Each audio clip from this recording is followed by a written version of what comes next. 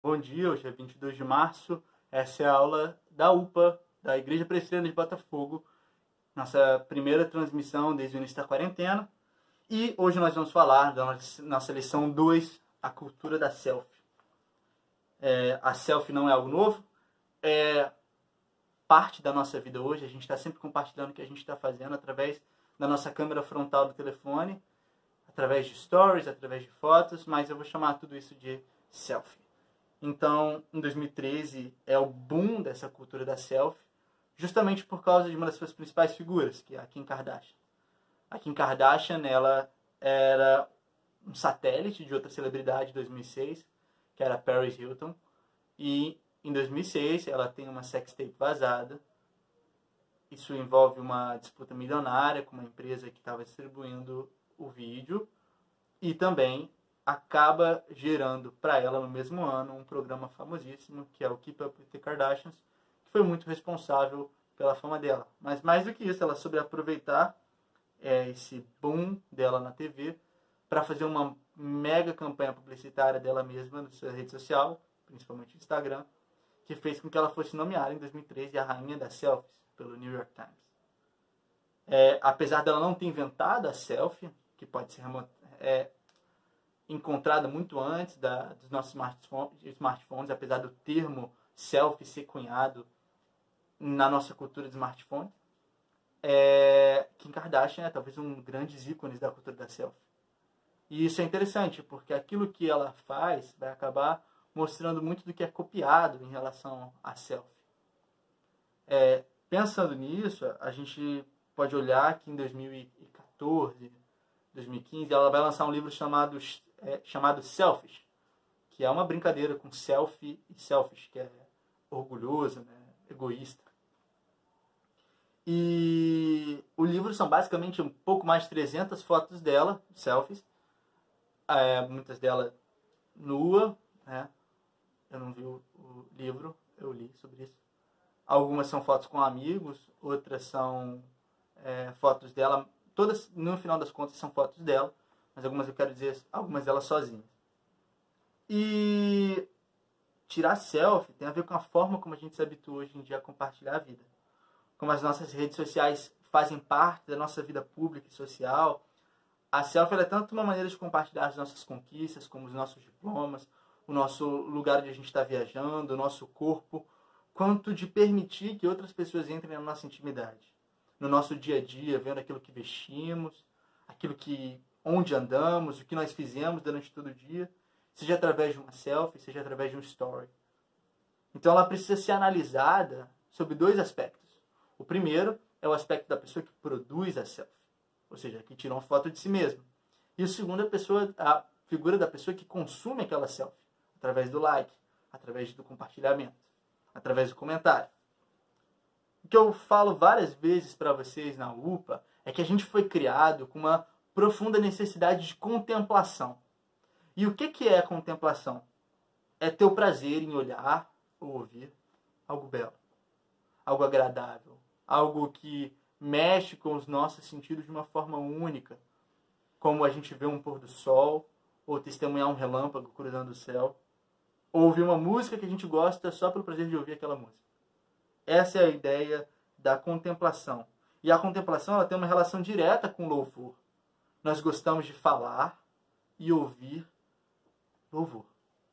Gostamos de falar que uma coisa é bela, gostamos de falar que uma coisa é boa. E louvor aqui eu estou dizendo no sentido de dizer que algo é belo, não no sentido teológico de louvor. Por isso, a selfie ela tem uma característica de tanto buscar louvor na forma do like e de atenção, porque você não necessariamente publica uma selfie querendo um like, você pode publicar uma selfie querendo que alguém te chame no privado para conversar. Eu falo alguém, você, qualquer pessoa. E a selfie também tem uma característica na pessoa que vê a selfie, que está buscando admirar algo. Está buscando admirar um corpo, está buscando admirar um lugar, está buscando admirar uma vida, um modo de viver, algo que é ostentado. A selfie, então, ela vai ser dividida nessas duas pessoas, aquela que consome e aquela que produz. Apesar de falar isso na selfie, é claro que isso não se restringe à selfie, como eu estava falando em relação aos stories do Instagram, por exemplo.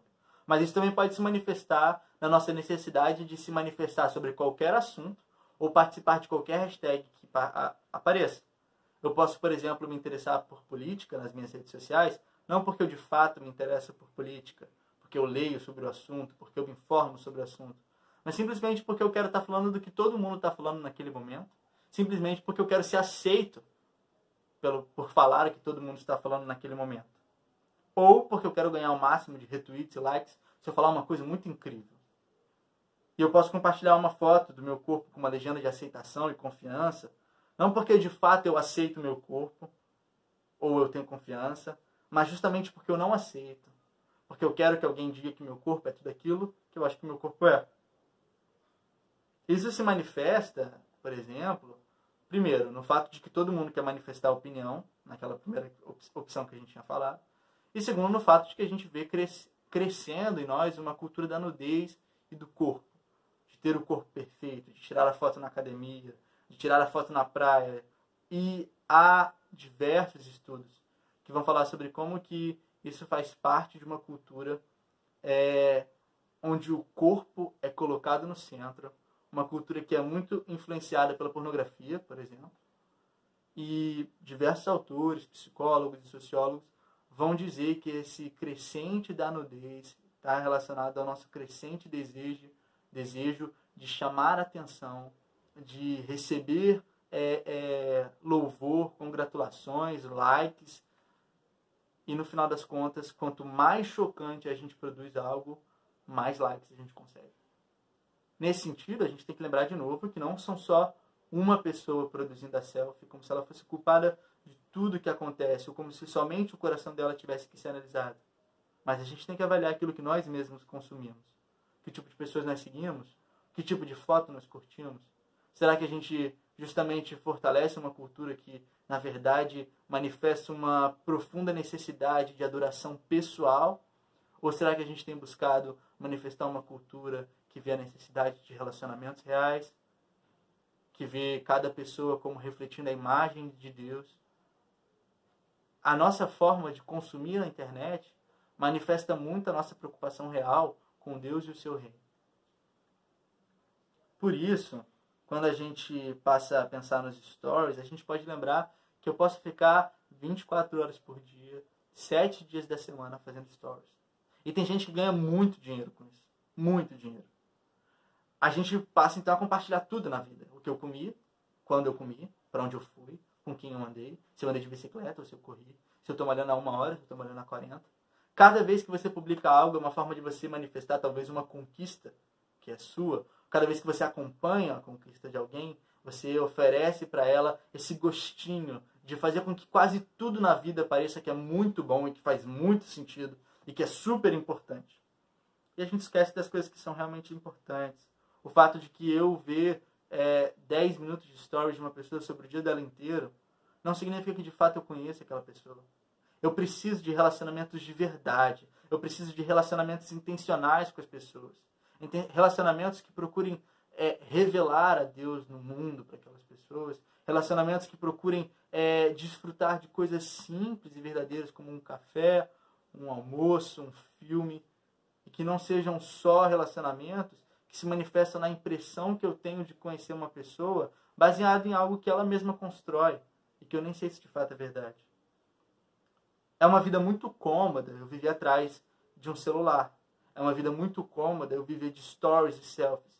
Porque quando eu estou vivendo apenas na internet, quando eu estou vivendo apenas me relacionando com as pessoas através do Instagram delas, das fotos que ela publica, eu não tenho aquela necessidade de ter uma relação incômoda com a pessoa, em que eu vou descobrir que ela é meio chata, de que ela é irritante, de que ela nem sempre é agradável, nem sempre é calma, de que ela, na verdade, muitas vezes vai me magoar, vai fazer coisas comigo que eu não gosto, vai dizer coisas que eu não acho legal e eu vou ter que perdoar ela, eu vou ter que discutir com ela, eu vou ter que me resolver com ela.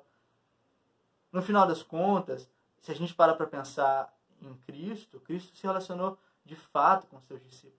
Ele dividiu as refeições e os sofrimentos e as tempestades com eles. E é exatamente esse tipo de relacionamento que a gente precisa ter com as pessoas.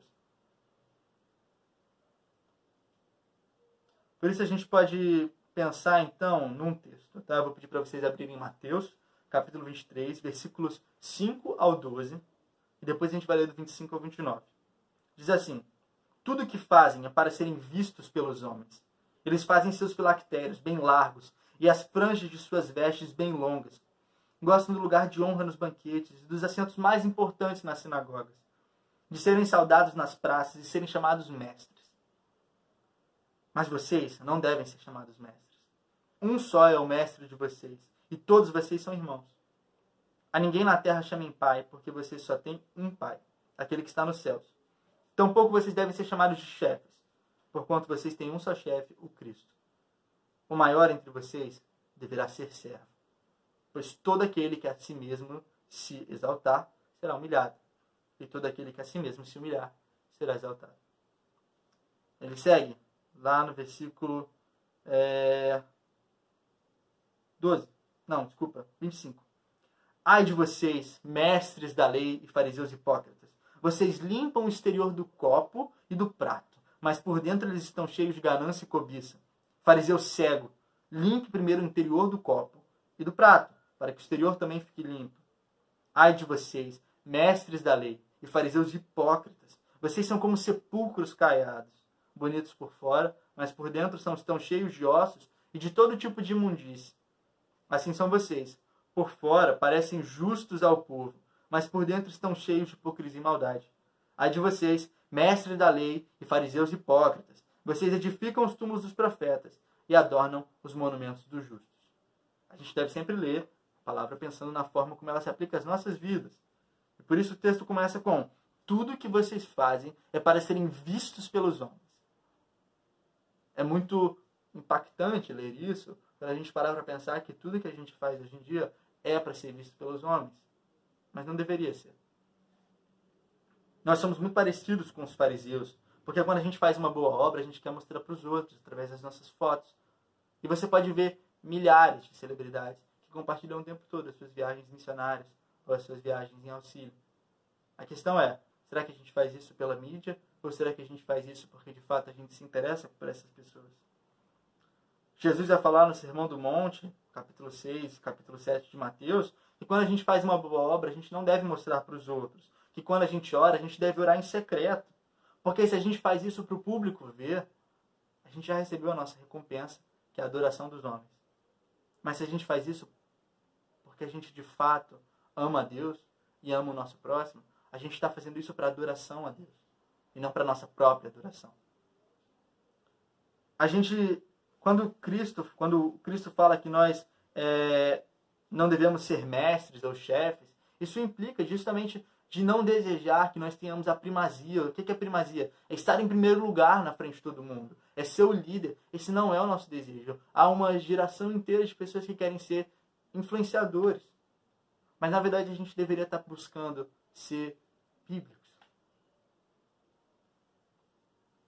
Quando fala que nós devemos não ser mestres, não quer dizer que a gente deve ficar se humilhando por aí, no sentido de o tempo todo lamentando as nossas dificuldades.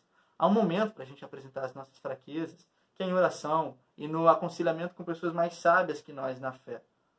Mas se humilhar significa me dispor a servir ao próximo, apontando Cristo para ele. Esse é o sentido de se humilhar, de que Cristo veio para servir a todos, e o principal serviço que ele fez, não que não hajam outros, mas o principal serviço que ele fez foi mostrar Deus ao mundo. Essa deve ser a nossa missão como servos. E não adianta a gente construir para nós uma figura que a gente faz na nossa rede social, uma figura de bem-estar, uma figura de pessoas que estão super bem, que estão super alegres, que estão super felizes, que têm corpos excelentes. Porque, na verdade, a gente faz isso porque há em nós um profundo vazio. Há em nós podridão, há em nós mal. E a figura que Jesus vai usar para dizer isso é a ideia de um sepulcro caiado. O que é um sepulcro? É uma tumba. Um lugar onde se enterram os mortos. E caiado significa que ele está bonitinho. Para o judeu, tudo que era morto, ossos, um cadáver, tornava você cerimonialmente impuro. O que era isso? Você não podia se reunir na assembleia das pessoas e você não podia estar no templo. Era como se você estivesse com coronavírus em casa. Então, Nesse sentido, o que Jesus está dizendo é assim, a gente pode ser muito bonito por fora. E os fariseus, de fato, faziam coisas excelentes. Eles davam dízimo, eles jejuavam, eles oravam, que são coisas que nós devemos fazer. Mas no interior era imundo. No interior as pessoas iam em direção a eles porque era bonito, e quando estavam próximas deles se tornavam impuras porque tinham tocado neles. A gente faz isso com as nossas redes sociais, a gente pode fazer isso de duas formas. A primeira é transmitindo uma ideia falsa de cristianismo. Então, eu vivo a semana toda como se eu não fosse cristão. A semana toda. E aí no domingo eu vou à igreja, eu compartilho algumas fotos, algumas frases, compartilho alguns slogans de Jesus. Eu posso até andar com uma camiseta escrito Jesus é meu rei. Mas no final das contas, é tudo falsidade. No final das contas, as pessoas não entendem qual é a diferença de ser cristão ou não ser na sua vida. Essa é uma forma de ser sepulcro caiado. A outra é parecer extremamente religioso. Então você faz tudo para parecer religioso. Que era o caso principalmente dos fariseus. Mas no final das contas, você não é misericordioso, você não se envolve com as pessoas nas suas realidades, você não procura mostrar às pessoas o caminho da verdade em amor. E no final das contas, você é um sepulcro muito bonito, mas cheio de ossos. Então, é muito fácil a gente ter essa vida exterior bonita, mas a gente precisa mudar, ou bonita ou contraditória. Parece cristã e não parece. Mas a gente precisa mudar isso. E a primeira coisa é mudando a maneira como a gente pensa. Todo mundo quer ser único numa rede social. Ao mesmo tempo que ser único é também copiar. Então você quer ser único fazendo coisas extraordinárias. Você quer fazer o último vídeo, usar a melhor roupa e tudo mais. Mas para ser famoso, para ganhar likes, para se tornar um youtuber ou, sei lá, um tiktoker famoso. Mas no final das contas, você vai copiar alguém. Você vai fazer um vídeo que está todo mundo fazendo, vai cantar a música que está todo mundo cantando, vai usar a hashtag que todo mundo está usando, porque a gente tem o hábito de imitar, e nós seres humanos somos seres imitadores. Por isso que Paulo vai dizer, sede meus imitadores como eu sou de Cristo, porque a gente deve ter em mente que se a gente vai imitar alguma coisa e nós devemos imitar com sinceridade Cristo, principalmente através dos heróis da nossa fé. Eu já vou entrar nesse ponto. A segunda coisa que a gente deve fazer é mudar a forma como nós nos relacionamos. A gente precisa parar de ter relacionamentos uns com os outros só no domingo. E essa oportunidade de pensarmos em casa como faz falta ter a companhia dos outros deve nos fazer pensar que nós devemos andar uns com os outros, principalmente no que se refere ao âmbito da fé. Quando eu ando com os meus irmãos na fé, eu aprendo através da vida deles como é viver a vida cristã. Quando eu ando com meus irmãos na fé, eu aprendo a dividir com eles as dificuldades da vida cristã. Eu aprendo a enfrentar isso em oração, eu aprendo a enfrentar isso em jejum, eu aprendo a enfrentar isso como agora nós como igreja devemos enfrentar em oração e ações de graça e no auxílio dos mais necessitados, o coronavírus. Então a gente deve mudar a nossa atitude de restringir a nossa vida cristã no domingo. Não é que a gente deva abandonar os nossos amigos não cristãos, mas a gente precisa ser intencional em nos aproximar dos nossos irmãos da nossa comunidade local. A terceira coisa é, devemos mudar a nossa relação com as redes sociais. A gente precisa compartilhar tudo que a gente faz. O que é importante, de fato, eu compartilhar? O que deveria ser reservado? Será que eu não estou fazendo isso só porque eu quero chamar a atenção? Será que eu não estou fazendo isso só porque eu quero parecer mais importante do que de fato eu sou? E terceiro, nós devemos mudar a nossa cultura de uma cultura de celebridades. E que celebridade é algo muito interessante hoje, porque você não precisa fazer nada muito interessante para ser uma celebridade. Você pode ter um corpo bonito, ir para academia e ganhar 1 milhão de seguidores. Mas a cultura de heróis é uma cultura onde aquelas pessoas que são admiradas porque elas fazem algo virtuoso. E para os cristãos, virtude é uma fé firme e uma vida obediente a Deus. Por isso que Hebreus capítulo 11, você pode ler, vai listar uma série de homens e mulheres que, crendo em Deus, crendo na sua palavra, obedeceram à vontade de Deus. Porque não esperavam aprovação nessa vida, mas esperavam a aprovação de Deus na vida futura. Essa deve ser a nossa busca, não a fama, mas a fé. Essa fé não exige reconhecimento nessa vida, mas aguarda o reconhecimento de Jesus. E por isso eu queria ler o nosso último texto para a gente concluir, que é Mateus 7, versículos de 15 a 23.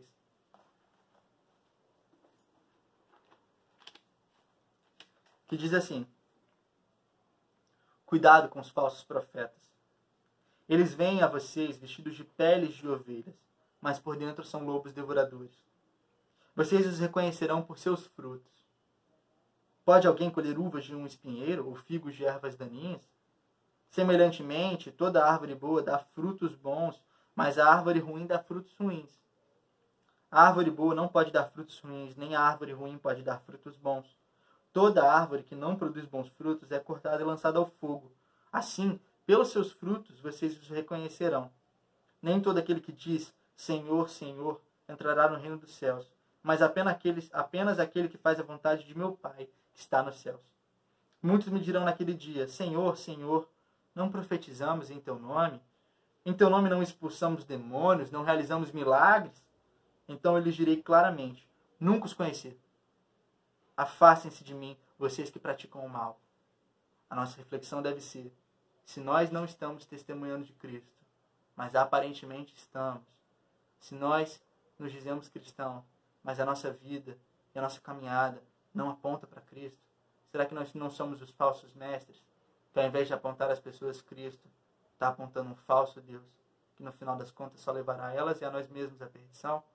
Essa tem que ser uma pergunta importante. E o período da Quaresma é excelente para a gente refletir sobre isso.